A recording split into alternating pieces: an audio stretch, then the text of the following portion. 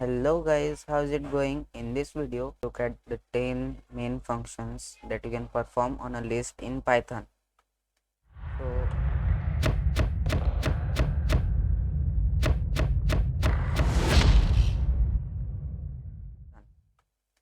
So first of all, I will define a list named A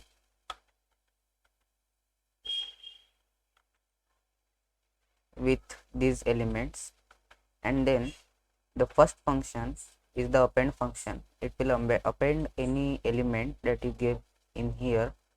I will now from now on call these numbers elements because that's how you call them. So this is the append function. It will append the parameter at the end of the list, so it will give the result something like this.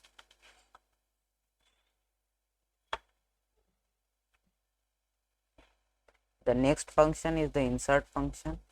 The insert function inserts the element at the given index, so it will insert 0 at the start of the array. The third function is the remove function. It will remove the given element from the list, so it will be 1 3 4 5 because 2 is removed. The next function is the pop function. It will remove the given element at the index 4, so it will remove 0 1 2 3 4, so it will remove 5. As you can see, it does remove 5. The next function is the clear function. It will remove all the elements or delete all the elements from the list and return an empty list.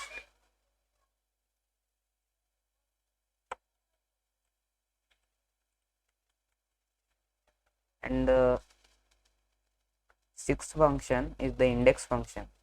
It will return the index of the given element.